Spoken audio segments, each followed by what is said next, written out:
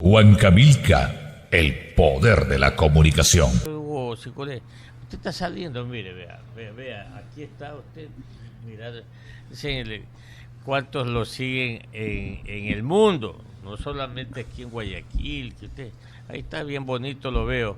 Buenos días, señor abogado Víctor Hugo Sicuret, más conocido en el mundo político o la sociedad ecuatoriana como VHS. Bienvenido. Mi querido Caché, Clever Chica, más conocido en la sociedad ecuatoriana como Caché. ¿Cómo anda usted? ¿Cómo está la salud? Muy bien la salud. Buenos días a todos los radioescuchas de Radio Huancavelica 830 AM. ¿Cómo lo están recibiendo los barrios? Lenin, buenos días también. ¿Cómo está? Muy buenos días. ¿Cómo lo están recibiendo en los barrios? Bueno, los barrios en forma cariñosa, ¿Ya? no me quejo. Es una atención a lo que yo les expongo con relación a las dos únicas actividades que puede desarrollar un asambleísta, y reciben la descorreización del país, descorreizar el país, y preguntan qué es eso de descorreizar el país.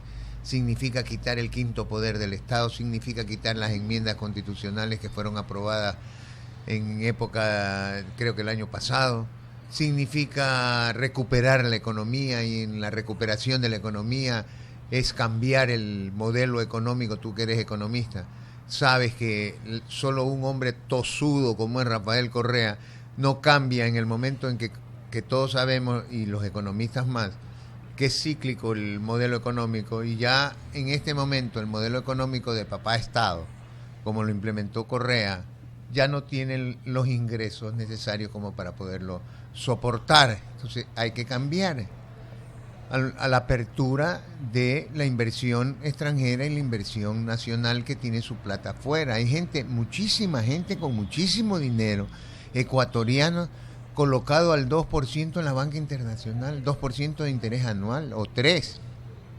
Pero no lo traen porque no hay seguridad jurídica en el país que soporte este otro modelo económico.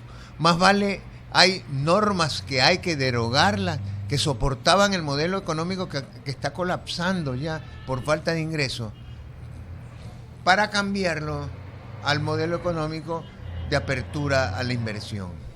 Entonces, si bien es cierto, son situaciones que no comprenden mucho en los recorridos del pueblo ecuatoriano. Allá iba a ir yo. Entonces, no es menos cierto que el pueblo es intuitivo y tienen más conocimiento de la economía a su manera de ver las cosas que cualquiera economista o especializado en Harvard. Claro. Y te dicen, cuando el bolsillo está lleno, la economía del país está bien. Cuando el bolsillo está vacío, como está ahora, está mal y hay que cambiarlo.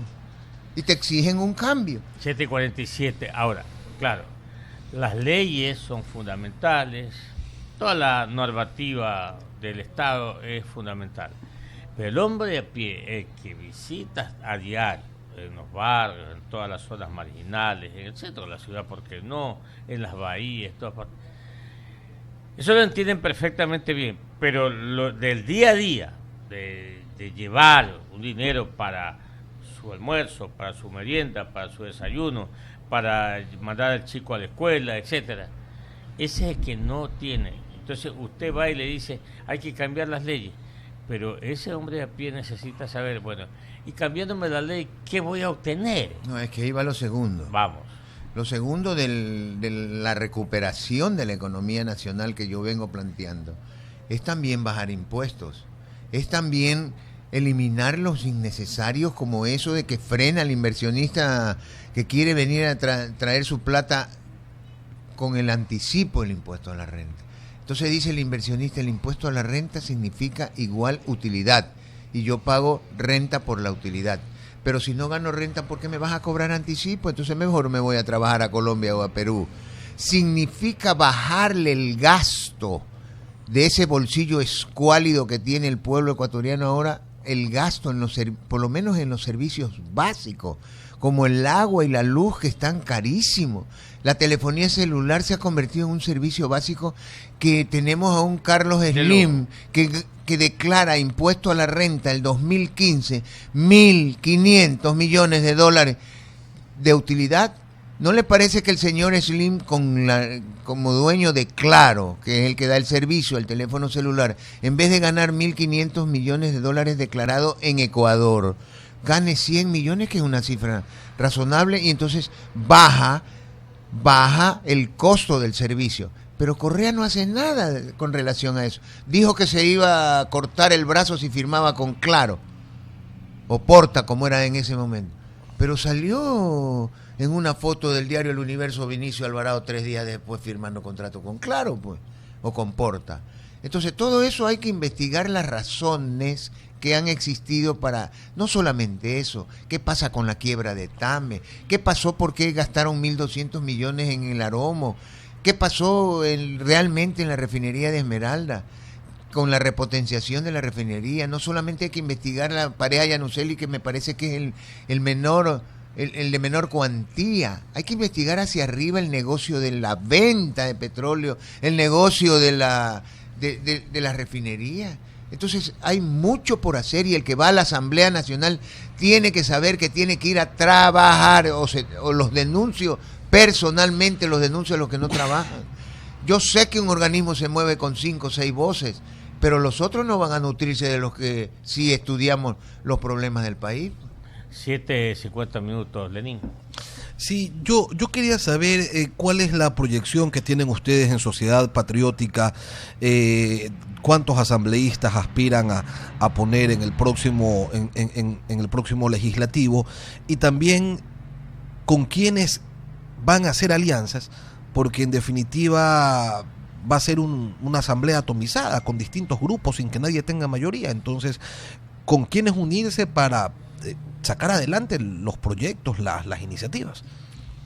Lenin, en la política toda la vida, desde que Ecuador es república, ha sido así. El Congreso está representado por las fuerzas políticas del país. El Congreso americano está representado por las fuerzas políticas de los Estados Unidos de América. Entonces, al estar representado por las fuerzas políticas, tiene que haber el suficiente cerebro, tranquilidad, parsimonia, como para hacer en función, no del bolsillo de aquellos que van a tratar de ganar dinero, sino en función de los graves problemas que tiene el país, el consenso. El consenso para, por ejemplo, eliminar el quinto poder del Estado. Se dice que constitucionalmente no se puede desde la Asamblea, y eso es un error, porque los candidatos no leen lo que dice la Constitución. En la Constitución hay 3 formas de modificar la Constitución. La una son las famosas enmiendas. La otra, que es un cambio total de la Constitución, que se trata de una constituyente. Y por último hay una reforma parcial, en tanto no viole los derechos y garantías constitucionales. Si no se violan los derechos y garantías constitucionales, que no se violan, al eliminar el quinto poder del Estado, por favor, lean y apliquemos y unámonos y hagamos consenso para que se pueda aplicar el procedimiento cuya iniciativa la puede tener la Asamblea, pero que el procedimiento lo tiene la Asamblea en 2 sesiones que median 90 días entre un debate y el segundo debate. Y luego, porque esto es un asunto mixto, se le da al pueblo ecuatoriano vía referéndum, tome, apruebe. Si lo que yo he dado como resolución del Congreso Nacional o la Asamblea le gusta al pueblo, lo aprueba y se cambia la Constitución. No es tan complicado entonces desmontar el correísmo. No es complicado, es cuestión de saber hacer las cosas. Pero si usted discute con una persona, yo estuve en un programa en Ecoavisa, en donde me discutieron, pero sin conocimiento. Menos mal se cortó lo que dije, que al final tuve que pedirles a todos los candidatos que por favor lean la Constitución. La reforma parcial es la que hay que hacer. No restringe, no limita ni derechos ni garantías constitucionales eliminar el quinto poder del Estado. Entonces, ante la pregunta de Lenin, hay que hacer consenso, pero que toda la vida ha estado atomizado. Solo el pensamiento de un comunistoide como Rafael Correa Delgado es que lo hizo satanizar la actividad del Congreso. Si el Congreso es atomizado per se, es atomizado donde van las fuerzas políticas que han sacado la votación y la voluntad popular. Con excepción de los últimos 4 años en el que una mayoría brutal le permitió al gobierno hacer lo que quería, ¿no? Por eso es que no hay que votar. ¿Qué les aconsejo al pueblo en mi recorrido? Que no voten como consejo, no voten por la misma lista para presidente que para asambleísta. ¿Por qué? Porque al votar por la misma lista resulta ser un congreso como lo que acaba de decir Lenin alzamano. Digo yo alzamano. O sea, usted le dice a la gente que si votan por Patricio Zuquilanda no voten por usted. O viceversa. No, yo digo que no voten por la misma lista. Es un consejo. Cuando yo hablo de mi consejo, digo rayen todas las 3 para asambleísta provincial. O sea, su consejo es cuando vayan a votar por otra organización y no por la suya. ¿Pero el consejo le parece bien o no, Lenin? No sé, pues el que quiere que vote como sea. No, es que ¿cómo lo fiscaliza si es de la misma lista? Si ese es el problema que existe ahora. Fíjese que le quitan el poder al Congreso, que se llamaba así, de nombrar y se lo pasan al quinto poder del Estado. El quinto poder del Estado nombra fiscal, nombra contralor, nombra Corte Constitucional, nombra procurador, nombra a todos los superintendentes, nombra todo lo que hacía antes el Congreso, luego de satanizarlo. Entonces, ¿cómo puede esa cara de aguacero que pone el fiscal cuando le preguntan sobre la corrupción de Odebrecht? Si tiene que quedar callado, pues. ¿Cómo puede fiscalizar al que lo nombró?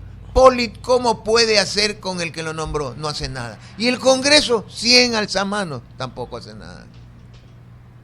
Economista. No, ustedes ¿qué saben de Odebrecht? Eso quería preguntarle porque está llegando información a través de medios de comunicación brasileros que indican que el secretario jurídico de la presidencia, el doctor Alexis Mera, se fue a Brasil hace pocos días, pero se ha ido a contratar a un buffet de abogados allá para que ejerza la defensa de algunos funcionarios ecuatorianos que estarían involucrados en este escándalo de corrupción de Odebrecht. ¿Qué lectura tiene usted sobre lo que se ha hecho hasta el momento por parte de todas las autoridades, gobierno central, legisladores, porque ahí se supone que hay una comisión de fiscalización y de control político, y también fiscalía y todos los demás, pues contraloría? ¿Cuál ha sido el papel del fiscal? Horroroso, por decirlo menos.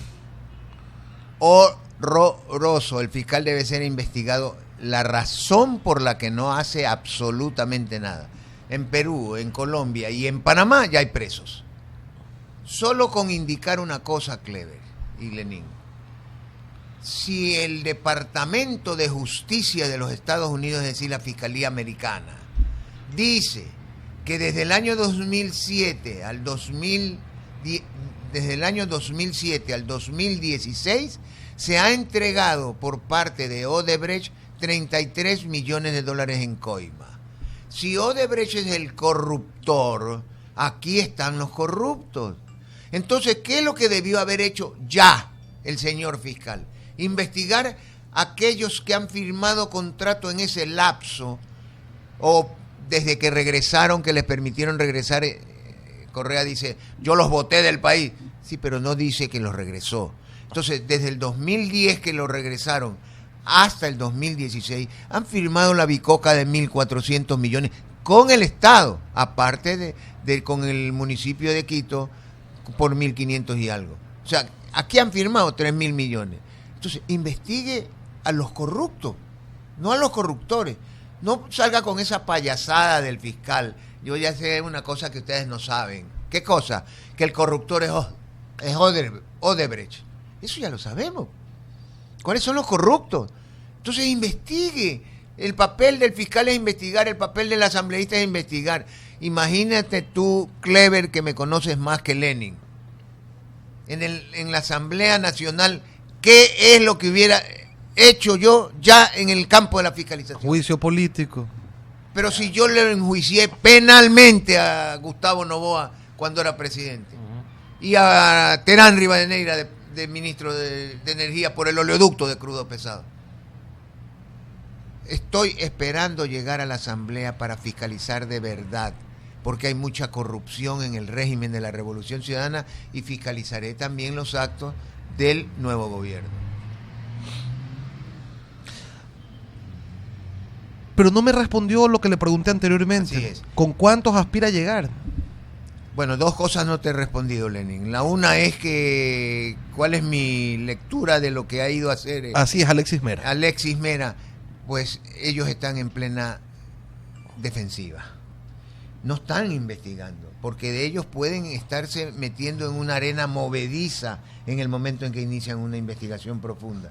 Pero entonces, como no están investigando, lo mandan al abogado del grupo de la gallada de la Revolución Ciudadana, Alexis Mera, lo mandan ya a contratar un estudio jurídico en Brasil para que los pueda defender. ¿A contratar? Un estudio jurídico. No, fue a recabar documental. No.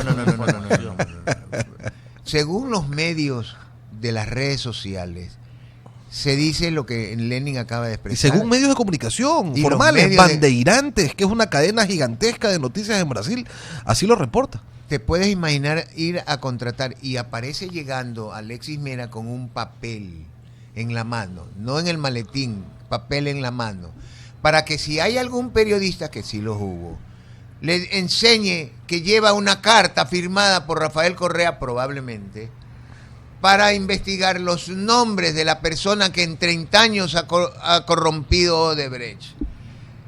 Y aquí lo que dice el Departamento de Justicia de los Estados Unidos, que no se haga el bobo, porque no es bobo Alexis Mera y Rafael Correa. El Departamento de Justicia de los Estados Unidos lo encasilla al 2006 al 2017. No hacia atrás, donde quiere al muerto de León Febres Cordero, lo quiere señalar. Y lo señala a Nebot. En el hipotético caso que Nebot haya sido un corrupto y que haya cogido coima, ya está prescrito ese tema. Ese tema está prescrito, porque prescribe a los 20 años, porque tiene que ser juzgado con el código de la época, y así eso prescribe. Y entonces, o es tongo entre Correa y Nebot, o es realmente una pelea abierta con el ánimo de tapar el sol con un dedo. Está encasillado y le echa la culpa a Rodas. Se va a España y desde España lanza una sabatina en que le echa la culpa a Febres Cordero y a los socialcristianos. Y le echa la culpa a Rodas. ¿Y qué me dices de lo que está diciendo el Departamento de Justicia de los Estados Unidos? O sea, la Fiscalía le dice, ¿sabes qué? Encasíllate, no se ha sabido, encasíllate en el 2007 al 2016. ¿Y cuántos millones firmaron? 1.400. ¿Quiénes firmaron? No sé. ¿No sabes qué? Pues si tú los tienes en el Ecuador. Por lo menos comienza a investigar. Hablando de casos o de acusaciones de peculado que prescriben, también está por prescribir uno de los casos en donde se acusaba al expresidente Abdalá Bucaram Ortiz. ¿Usted todavía pertenece a ese comité pro retorno del abogado Bucaram Ortiz o ya no está en esas cosas? No. Yo lucharé hasta el último día, o sea, hasta el retorno de Abdalá Bucaram, porque él es un amigo con quien converso pasando un día, 2 días. Hace 2 días lo llamé a felicitar por un video que pasó, que me parece excelente, un poquito largo, pero excelente. Estuvimos conversando de política, no hablamos de la política presidencial, pero sí de la legislativa. Piensa que hay amigos que están acá, como Alfredo Adún o Víctor Hugo Sicuret, y no es que pide que ganemos, porque él es muy político, pero yo sigo pensando en que se cometió una injusticia y seguiré demostrándole al país que además el 27 de marzo, o sea, después de un mes, se prescribe, no, 1 mes y medio, prescriben los casos porque han pasado 20 años. Sin embargo, Correa y Alexis Mera le echan la culpa a Nebot de algo que ha pasado hace 30 años. Eso está prescrito. Perfecto. Economista. Nos vamos. Nos vamos. Ya nos lo pasamos. No sin agradecerle a Víctor Hugo Sicuret por su comparecencia esta mañana aquí a la cabina de Radio Huancavilca para establecer un diálogo directo con nuestra audiencia.